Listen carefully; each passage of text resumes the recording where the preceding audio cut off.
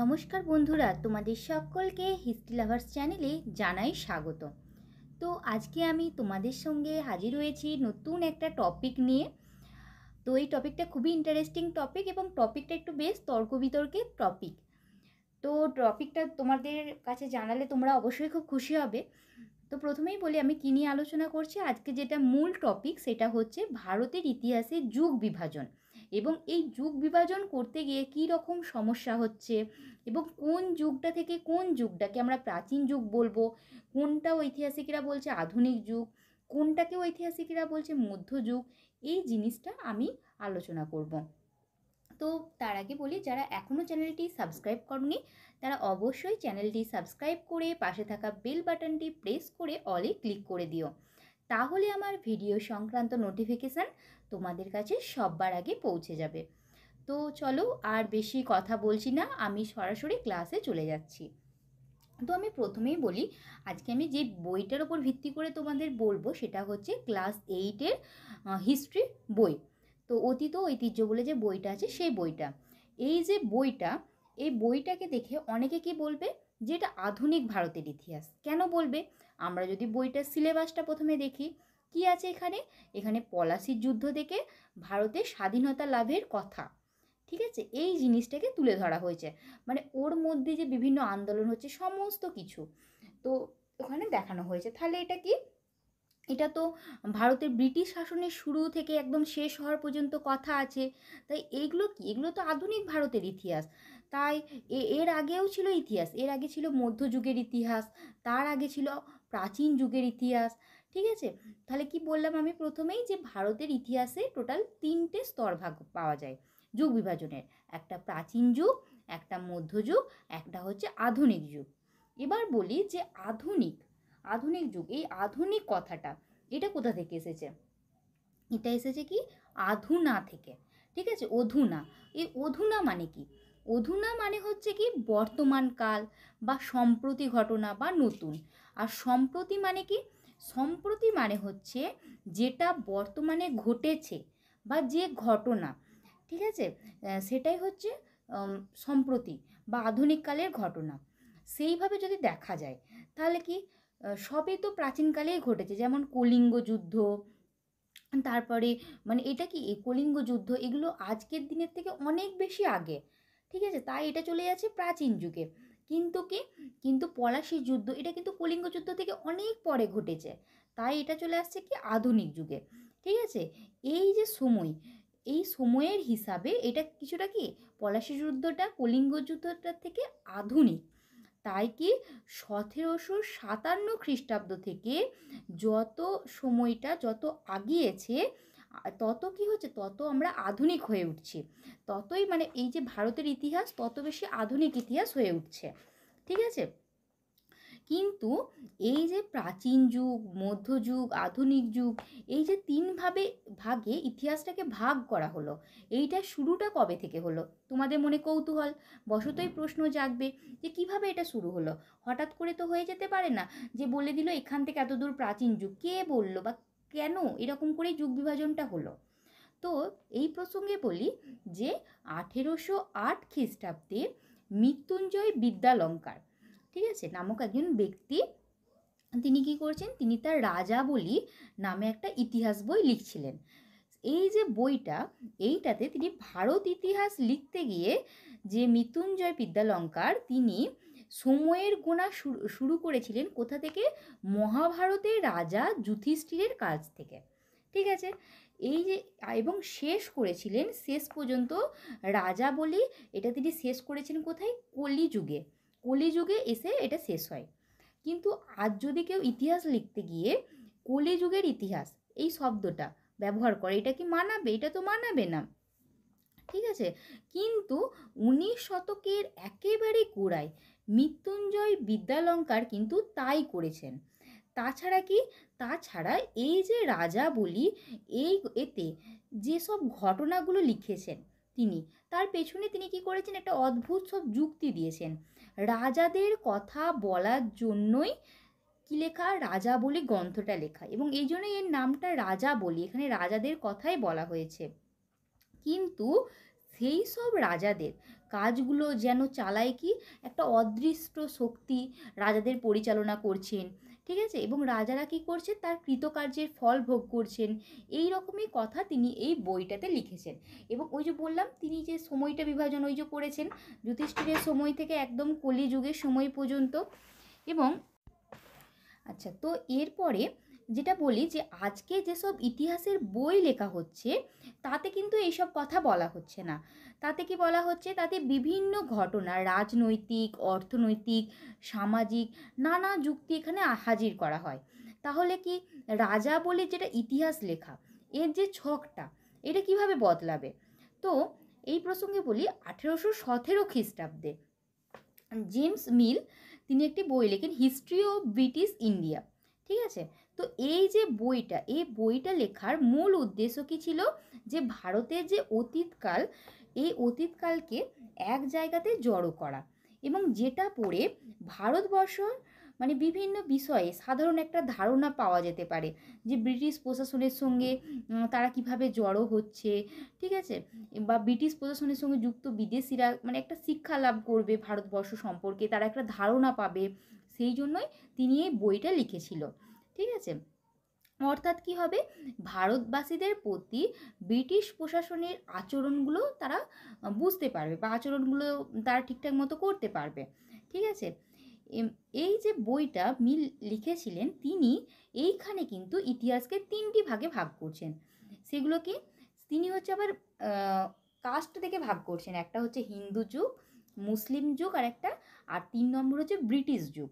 এই যে প্রথম দুটো কালো পর্যায় এটা হয়েছে কি শাসকদের ধর্মের নামে, ঠিক আছে, আর শেষেরটা হয়েছে কি জাতিদের নামে, ঠিক আছে। কিন্তু শেষেরটা একটা মজার কথা, শেষেরটা কিন্তু খ্রিস্টান যুগ হতে পারত, কিন্তু খ্রিস্টান যুগ হলো না, হলো কি ব্রিটিশ যুগ। অর্থাৎ কি ধর্ম নয় জাতির পরিচয়ে ব্রিটিশ সভ্যতা পরিচিত হতে চায়, ঠিক আছে। আধুনিক হতে গেলে কি করতে হবে, ধর্মের বদলে আমাদের জাতির পরিচয়টা দরকার। আর তার সঙ্গে মিল এটাও একটা দেখালেন যে মুসলিম যুগ, এই যুগটা ভারত ইতিহাসে কি একটা অন্ধকারময় যুগ। এর পাশাপাশি মিলের রচনাতে আমরা হিন্দু যুগের প্রতি অশ্রদ্ধা দেখতে পাই। তো মিলের লেখা যে ইতিহাস এটা থেকে দুটো বিষয় তৈরি হলো। প্রথমত ভারতের ইতিহাসটা এটা যুগ ভাগ করা হলো কোথা থেকে, যে শাসকদের ধর্মের পরিচয়ে যুগটা ভাগ করা হচ্ছে। আর মিল ধরে নিলেন যে প্রাচীন ভারতের সব শাসকই হিন্দু।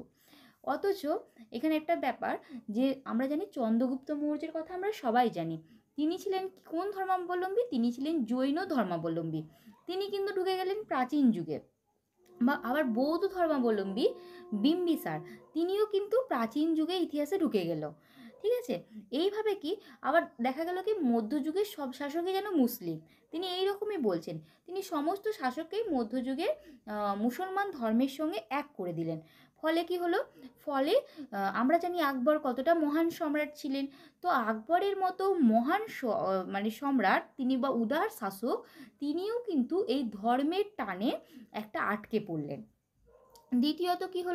দ্বিতীয়ত ভারতের ইতিহাসকে মিল 3টি ধাপের ছকে বেঁধে দিলেন, হিন্দু যুগ, মুসলিম যুগ আর একটা হচ্ছে ব্রিটিশ যুগ। ধীরে ধীরে কি হলো, এই যে 3টে ধাপ এগুলো বদলে যাচ্ছে, বদলে গিয়ে কি হলো, প্রাচীন যুগ, মধ্যযুগ এবং আধুনিক যুগ। বছরের পর বছর এই ধাঁচেই কিন্তু চলল ভারতের ইতিহাস চর্চা। সেই জন্য পলাশির যুদ্ধ বা মহাত্মা গান্ধীর আন্দোলন, এই সব কিছুকেই কি বলা হয়, আধুনিক যুগের আন্ডারে ফেলে দেওয়া হয়। এটা অভ্যাস হয়ে গেছে। কিন্তু এইভাবে প্রাচীন যুগ, মধ্যযুগ, ঠিক আছে, বা আধুনিক যুগ, এই যে যুগের ছাঁচে ফেলা হচ্ছে, এটা কিন্তু এইভাবে দেখাটা কিন্তু একটা সমস্যার। আবার রবীন্দ্রনাথের কথাটা এবার একটু বলি, রবীন্দ্রনাথ ঠাকুর কি বলেছেন। তিনি বলেছেন যে সব দেশের ইতিহাস একই রকম হবে এর কিন্তু কোনো মানে নেই। এটাকে আমি আগের কথাতেই বলেছি। যেমন ঔরঙ্গজেব মারা গেলেন 1707 খ্রিস্টাব্দে, তার সময়কালে সাধারণত কি ভারত ইতিহাসে আমরা মধ্যযুগ দেখি, তার মাত্র অর্ধ শতক পরে পলাশী যুদ্ধ শুরু হচ্ছে 1757। এই সময় কী হচ্ছে, পলাশির যুদ্ধকে অথচ ফেলে দেওয়া হচ্ছে কি আধুনিক পর্বে। অথচ কি হচ্ছে, অথচ বাংলার যে নবাবী আদব কায়দা এইগুলো কিন্তু মুঘল প্রশাসন থেকেই নেওয়া হয়েছিল, বা এমনকি ব্রিটিশ ইস্ট ইন্ডিয়া কোম্পানিও তাদের শাসনকালের প্রথম দিকে মুঘল প্রশাসনিক ব্যবস্থায় কিন্তু বহাল রেখেছিল। তাহলে যদি আমরা বলি তাহলে কোন যুক্তিতে আমরা ঔরঙ্গজেবকে ধরে নিই যে তিনি মধ্যযুগের শাসক, আবার সিরাজউদ্দৌলা বা লর্ড ক্লাইভ তাদেরকে ধরে নিই যে তারা আধুনিক যুগের শাসক? এখানে একটা বিতর্ক। আবার আর একটা বিষয়ে যদি দেখি আমরা, সেটা হচ্ছে সুলতান ইলতুৎমিশ যখন মারা যাচ্ছেন তখন কি হচ্ছে, তখন আমরা জানি যে তার কন্যা রাজিয়া সিংহাসনে বসছেন, ঠিক আছে, বা তিনি রাজিয়ার জন্য সিংহাসন দিল্লি নির্বাচন করে যাচ্ছেন। তো তাহলে রাজিয়া কি হচ্ছে, তার পরবর্তীকালে সুলতান হচ্ছে। অথচ অষ্টদশ শতক বা তার পরে ব্রিটিশ ইস্ট ইন্ডিয়া কোম্পানি যখন গভর্নর জেনারেল বা প্রশাসনিক কর্তারাও, ঠিক আছে, পদে আমরা কিন্তু কোনো নারীর খোঁজ পাই না। অথচ আমরা দেখতে পাই মধ্যযুগে রাজিয়া নামক একটি মেয়ে, তিনি কিন্তু সিংহাসনে বসছেন। আর আমরা ব্রিটিশ যুগকে আধুনিক যুগ বলছি, কিন্তু আধুনিক যুগে আমরা কোনো নারী শাসকের নাম উল্লেখ পাচ্ছি না। এখন নারীদের যদি শাসন ক্ষমতার নিরিখে বিচার করা হয়, তাহলে আমরা যদি বলি, তাহলে তো আমরা কনফিউজড যে কোনটা আধুনিক যুগ আর কোনটা আধুনিক যুগ নয়। শুধু আগে জন্মেছে বলেই কি সুলতান রাজিয়াকে তাহলে মধ্যযুগের পর্যায়ে তিনি পড়ে যায়? সেই রকম তো নয়। তাহলে কি দেখা যাচ্ছে, তাহলে দেখা যাচ্ছে প্রাচীন যুগ, আধুনিক যুগ, মধ্যযুগ, এই যে পর্ব, এই পর্বে ভেঙে ইতিহাসকে যে বোঝার চেষ্টা করা হচ্ছে, সেটা প্রায়ই একটা অতি সারলীকরণ এতে আছে, ঠিক আছে। যুগ বলতে কি বোঝায়? যুগ বলতে একটা বড় সময়কে বোঝায়, এবং এই যে প্রতিটি যুগের মানুষ, তাদের জীবনযাত্রা, তাদের বৈশিষ্ট্য নানা রকম হতে পারে। সেই বৈশিষ্ট্যগুলো কখনোই রাতারাতি পাল্টে যায় না। তাই সবসময় যুগ বদলানোর ধারাটাকে সময়ের হিসাব কষে কিন্তু দেখা যায় না। বাস্তব ব্যাপার, আজকে আমার এই অভ্যাস, কালকে রাতের মধ্যে আমি অভ্যাস কখনোই চেঞ্জ করে দিতে পারবো না। তো রাতারাতি তো বদলাই না কোনো অভ্যাস, তো সেটাকে যুগের হিসাবে মেনে নেওয়াটা যায় না। আর একটা জরুরি কথা হচ্ছে যে ইতিহাস থেকে বর্তমানের দূরত্ব, ঠিক আছে, এই যে দূরত্ব, এটা সময়ের হিসাবে যত বেশি হবে, ইতিহাস নিয়ে বাদ বিতর্ক তত বেশি হবে। কারণ ইতিহাস তো আমরা আগে কখন কি হয়েছে আমরা কি সেটা চোখে দেখতে পাচ্ছি? আমরা তো দেখতে পাচ্ছি না। আমরা কল্পনা করছি, আমরা অনুমান করছি, আমরা বিভিন্ন জিনিস দেখে খুঁজছি যে কোনটা সত্য কোনটা মিথ্যা, ঠিক আছে। যেমন সম্রাট অশোকের ভাবনা চিন্তাতে কলিঙ্গ যুদ্ধের প্রভাব কি পড়েছিল, এই নিয়ে বিতর্ক আছে, ঠিক আছে। সেই বিতর্ক থাকলেও মানুষের প্রতিদিনের জীবনে বা সেই তর্ক, এটা তো প্রাসঙ্গিক নয়। এই নিয়ে ঐতিহাসিকদের মধ্যে বিতর্ক থাকছে, ঠিক আছে। এটা কিন্তু সামাজিকভাবে এই বিতর্কটা ততটা জরুরি নয়। এটা থাকবে, এই বিতর্ক যত দূর হবে তত মানুষের মতভেদ বিভিন্ন হবে, তত বিতর্ক থাকবে। এবার বলি যে পানিপথের প্রথম যুদ্ধ, এই বিষয়ের কথাটাও খানিকটা এই রকমই বলা যায়। কিন্তু কি প্রশ্নটা যদি এই রকম ওঠে যে 1947 খ্রিস্টাব্দে ভারত যেটা বিভাজন হচ্ছে, সেটাকে কি কোনোভাবেই ঠেকানো যেত না? তাহলে প্রশ্নটা কিন্তু সামাজিকভাবে প্রাসঙ্গিক হয়ে পড়ে। আজও ভারতের অনেক মানুষ এই যে দেশভাগের স্মৃতি, এটাতে কিন্তু কষ্ট পান। হয়তো তাদের ব্যক্তিগত জীবনে দেশভাগের প্রভাব এটাকে ছাপ ফেলেছিল। ফলে কি হবে, ফলে এই প্রশ্নটা সরাসরি আমাদের বর্তমান সমাজকে ছুঁয়ে যায়। তাই এই প্রশ্নের উত্তর নিয়ে ঐতিহাসিকদের মধ্যে নানা রকম মতবিতর্ক আছে। তেমনি সাধারণ মানুষের নানা বক্তব্যও আছে এই নিয়ে। ফলে কি, দেশভাগের ইতিহাস যদি আমরা লিখতে যাই, তাহলে খুব নির্লিপ্তভাবে এটা কিন্তু লেখা খুব কঠিন। সেক্ষেত্রে কি হবে, সেক্ষেত্রে ইতিহাসের বিশ্লেষণে প্রায়ই কি হবে, ঐতিহাসিকদের ব্যক্তিগত মতামত, তাদের ভাবনা চিন্তা, এগুলো কি হয়, এগুলো বেশি বেশি করে ঢুকে যায়। ইতিহাসের যত সময়ের থেকে দূরে হয় তত সেই সম্ভাবনাটা কমে যায়। মানে সম্ভাবনা কমে মিন্স মানে মানুষের ভাবনা চিন্তা, ওই ব্যক্তিগত মতামত ঐতিহাসিকের, এগুলো তত বেশি বেশি করে সেখানে ঢুকে যায়, ঠিক আছে। তো বুঝতে পারলে তোমরা যে কাল বিভাজনটা কীরকম সমস্যা বা কীভাবে আস্তে আস্তে করে এরকম কাল বিভাজনটা হলো, আমি বলার চেষ্টা করেছি। যদি তোমাদের বুঝতে কোনো অসুবিধা হয় তাহলে অবশ্যই কমেন্টে কমেন্ট করো। তো আজকের ক্লাস এই পর্যন্তই, দেখা হচ্ছে নেক্সট ভিডিওতে। আর এতক্ষণ ধরে সঙ্গে থাকার জন্য অসংখ্য ধন্যবাদ।